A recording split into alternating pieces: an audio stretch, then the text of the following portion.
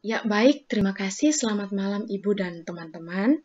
Kami dari kelompok 2 akan mempresentasikan hasil diskusi kami pada mata kuliah seminar masalah-masalah komunikasi jurnalistik.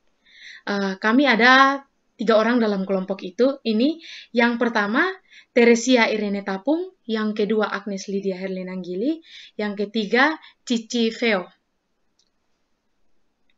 Dan yang pertama akan dijelaskan oleh saya sendiri, pemateri pertama. Saya akan menjelaskan mengenai teori sosial dan fenomena realitas sosial.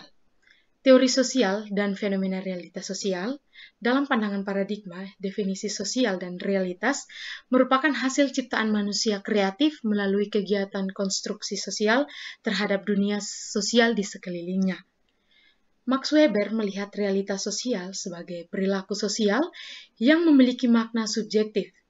Kemudian Durkheim mengajarkan bahwa fakta sosial terdiri dari 2 macam, yaitu fakta sosial yang berbentuk material dan fakta sosial yang non-material. Jadi penjelasannya teman-teman bisa baca pada slide ini. Dan saya lanjut slide. Yang berikut yaitu teori sosial mikro. Teori sosial mikro dari paradigma ilmu sosial yang diusulkan oleh Ritsen, yaitu paradigma fakta sosial dan paradigma perilaku sosial. Setiap definisi paradigma fakta sosial karena memusatkan perhatian pada struktur dan peranata kemasyarakatan yang berskala besar, tidak mengandung teori-teori sosial yang mikro.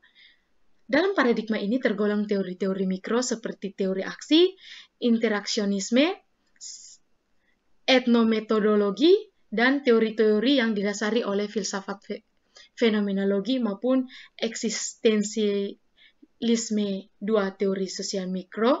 Yang tergolong dalam paradigma ini adalah sosiologi perilaku dan teori pertukaran. Dan tujuan utama ilmu-ilmu sosial dalam berteori adalah berupaya mengidentifikasi dan menganalisis realitas sosial.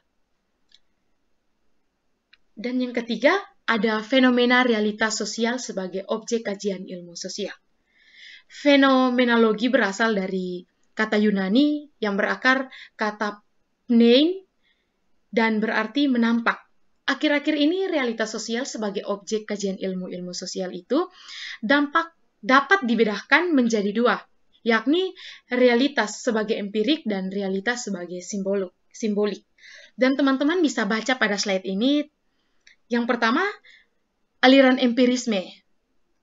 Menurut aliran empirisme klasik ini, realitas sosial itu bukanlah kesadaran atau pengetahuan warga masyarakat itu sendiri, melainkan manifestasinya yang kasat mata dan yang oleh sebab itu dapat diamati di alam indera yang objektif. Sedangkan yang kedua, mengenai aliran simbiolisme. Aliran simbiolisme mendefinisikan realitas sosial sebagai makna-makna. Menurut aliran ini, pengkaji setiap institusi sosial sebagai suatu realitas sosial tidaklah akan cukup berhasil apabila dilakukan hanya dengan mempelajari data tentang perilaku atau pola perilaku sosial. Konon boleh dianggap sebagai manifestasi realitas yang sesungguhnya. Dan yang ketiga, konsekuensi metodologi. Penelitian realitas sosial lewat upaya learning from the people itu akan berusaha membongkar seluruh black box yang penuh informasi dan simbolisasi realitas sosial masyarakat setempat. Dan tidak merasa cukup kalau cuma memperoleh data tentang indikator-indikator saja. Dan yang berikut ada teorisasi dalam penelitian kuantitatif. Penelitian kuantitatif menggunakan beberapa teorisasi, yaitu sebagai berikut. Yang pertama, teori deduktif, dan yang kedua, teori induktif. Teori deduktif atau deduksi merupakan teori yang masih menjadi alat penelitian sejak memilih dan menemukan masalah, membangun hipotesis maupun melakukan pengamatan di lapangan sampai dengan mengkaji data. Dan yang berikut, teori induksi. Selain berbeda, teori induksi juga bertolak belakang dengan teori dan model induksi deduktif. Perbedaan utama adalah cara pandang terhadap teori, di mana teorisasi deduktif menggunakan teori sebagai pijakan awal, melakukan teorisasi induktif, menggunakan data sebagai pijakan awal. Dan yang berikut ada varian dan desain penelitian sosial. Varian-varian kontemporer penelitian sosial terdapat pendekatan penelitian kuantitatif, lahir dan berkembang biak dari tradisi ilmu-ilmu sosial Jerman yang syarat diwarnai pemikiran filsafat ala Platonik, sebagaimana yang kental tercermin pada pemikiran Kant maupun Hegel. Dan yang berikut, lahir tradisi penelitian berupaya mengidentifikasi dan mengukur faktor-faktor apa saja atau variabel-variabel apa saja yang mempengaruhi atau menyebabkan sesuatu fenomena, dan dari sanalah lahir dan berkembang biak tradisi penelitian korelasional dan tradisi penelitian komparasif yang selama ini dibantu oleh analisir atau statistik, kolerasi dan uji bedah, termasuk di dalamnya analisis faktor dan analisis jalur. Dan yang berikut ada desain penelitian sosial, format kuantitatif kualitatif oleh Sanapal Faisal. Berbagai idiom yang lazim disebut dan digunakan dalam tradisi penelitian kuantitatif umumnya tidak berlaku, ataupun tepatnya tidak relevan, serta kurang lazim dipakai dalam konteks penelitian kuantitatif. Hal ini dikarenakan perbedaan paradigma dan tata cara teknik metodologisme yang diperlukan. Dan pada idiom khas yang melekat sebagai identitas esensial penelitian sosial berformat eksperimen, baik mestinya mengandung 3 elemen dasar, yaitu merandom subjek atau kelompok yang dikenal eksperimen. Yang kedua, mengontrol peluang pengaruh variabel-variabel imbuhan. Yang ketiga, melakukan manipulasi variabel bebas. Dan yang berikut dari bagian kedua, format desain dan model kualitatif. Berdasarkan pengalaman empiris dan kebutuhan terhadap penelitian kuantitatif, maka ada 3 format desain penelitian kuantitatif yang umumnya digunakan saat ini, yaitu yang pertama, desain deskriptif, yang kedua, desain verifikatif, dan yang ketiga, desain ground research. Dan yang pertama, pengertian dari desain deskriptif merupakan format desain deskriptif kualitatif banyak memiliki kesamaan dengan desain deskriptif kualitatif. Karena itu, desain deskriptif kualitatif bisa disebut pula dengan kuasi kualitatif atau desain kualitatif semu. Dan yang kedua, desain verifikatif. Format dan desain kualitatif verifikatif merupakan sebuah upaya pendekatan induksi terhadap seluruh proses penelitian yang akan dilakukan. Karena itu, format desain penelitiannya secara total berbeda dengan format penelitian kuantitatif. Dan yang ketiga, desain ground research. Format desain ground research dikonstruksi agar peneliti dapat mengembangkan sebuah pengetahuan dan teorinya setelah pengetahuan permasalahan dan di data lapangan. Dan yang berikut akan dijelaskan oleh pemateri kedua, Kakak Tessa. Waktu dan kesempatan saya berikan. Baik, terima kasih kepada pemateri sebelumnya, teman Agnes. Saya akan melanjutkan materi kita pada hari ini, yaitu mengenai ragam metodologis penelitian kualitatif dan beberapa pengalaman empiris. Ada beberapa yang perlu diperhatikan, yaitu yang pertama ada metode pengumpulan data, yang kedua ada metode bricolage dalam penelitian sosial yang dilakukan oleh Tajoer Lijal.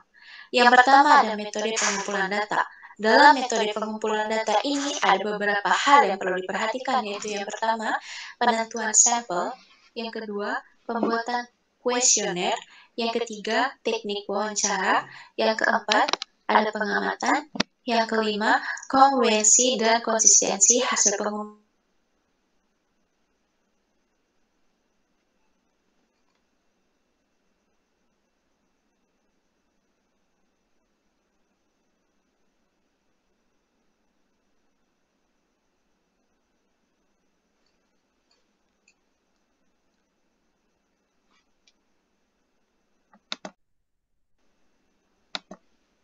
Oke, Tisa gas.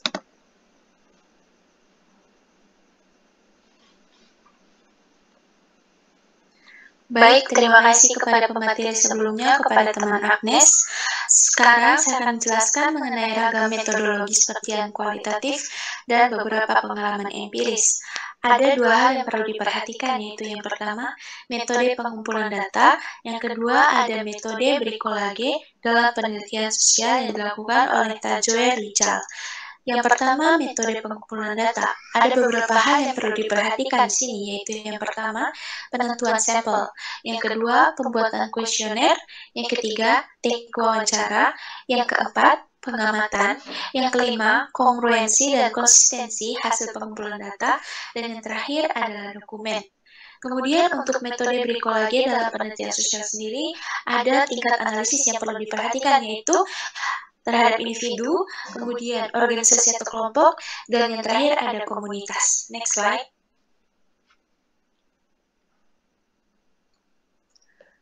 Kemudian materi selanjutnya mengenai pokok-pokok penting tentang wawancara yang dilakukan oleh Burhan Bungin.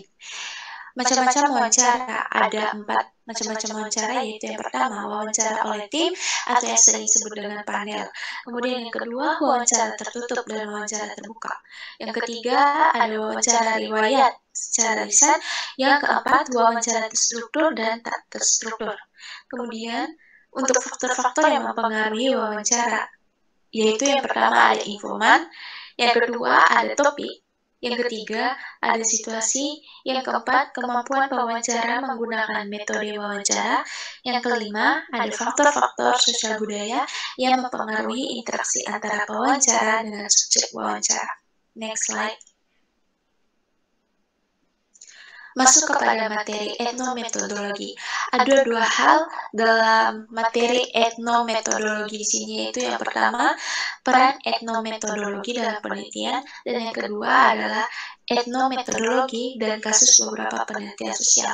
Yang pertama, saya akan menjelaskan mengenai peran etnometodologi dalam penelitian sosial.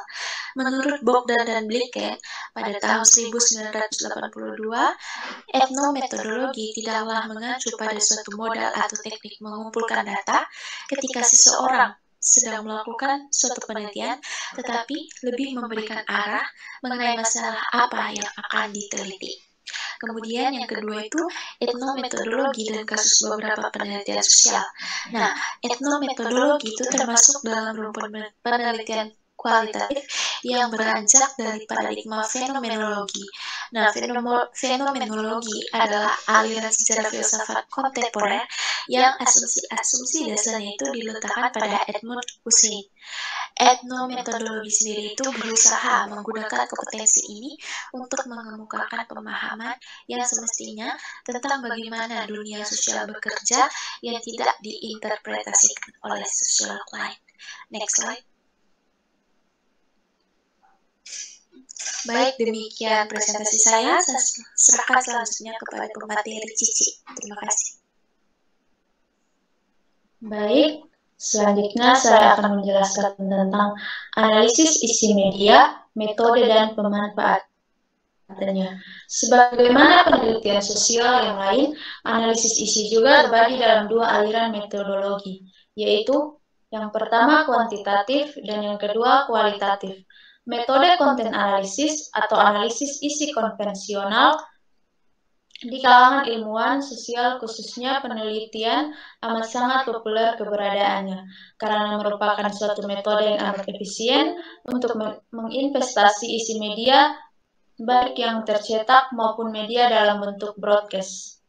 Metode analisis isi pada dasarnya merupakan suatu teknik sistematik untuk menganalisis isi pesan dan mengolah pesan atau suatu alat untuk mengobservasi dan menganalisis isi perilaku komunikasi yang terbuka dari komunikator yang dipilih.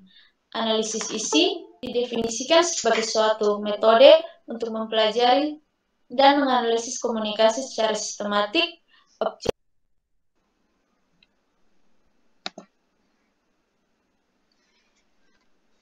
Baik, selanjutnya saya akan menjelaskan tentang analisis isi media, metode, dan pemanfaatannya. Sebagaimana penelitian sosial yang lain, Analisis isi juga terbagi dalam dua aliran metodologi, yaitu yang pertama kuantitatif dan yang kedua kualitatif. Metode konten analisis atau analisis isi konvensional di kalangan ilmuwan sosial khususnya penelitian amat sangat populer keberadaannya karena merupakan suatu metode yang amat efisien untuk menginvestasi isi media baik yang tercetak maupun media dalam bentuk broadcast. Metode analisis isi pada dasarnya merupakan suatu teknik sistematik untuk menganalisis isi pesan dan mengolah pesan atau suatu alat untuk mengobservasi dan menganalisis isi perilaku komunikasi yang terbuka dari komunikator yang dipilih. Analisis isi didefinisikan sebagai suatu metode untuk mempelajari dan menganalisis komunikasi secara sistematik, objektif, dan kuantitatif terhadap pesan yang tampak. Slide selanjutnya. Yang berikut laporan penelitian. Sebagai salah satu bagian proses ilmu, maka kegiatan penelitian merupakan titik yang sangat menentukan dalam pengembangan disiplin ilmu. Laporan penelitian merupakan salah satu karya ilmiah dalam proses yang panjang untuk menentukan fakta-fakta di lapangan. Baik tidaknya suatu kegiatan, peneliti akan tercermin pada laporan penelitian. Dari laporan penelitian inilah semua kegiatan penelitian diekspresikan. Laporan penelitian merupakan suatu sarana atau wacana peneliti dalam berkomunikasi dengan orang lain atau pembaca tahu apa yang telah ditemukan oleh peneliti dari laporan penelitian. Sebagai wahana komunikasi, maka laporan penelitian disusun dalam format tertentu yang berkaitan dengan susunan bagian-bagian dalam laporan penelitian. Sedang bagian-bagian tersebut sangat tergantung dengan tujuan penelitian dan penyandang dana. Sekian dari presentasi saya kembalikan kepada moderator. Ya, baik, terima kasih atas pemateri pertama, kedua, dan ketiga. Dan ini merupakan hasil diskusi dari kelompok kami, kelompok 2. Terima kasih untuk Ibu dan teman-teman yang sudah bersedia teman menonton. Agnes, tapi masih di mute.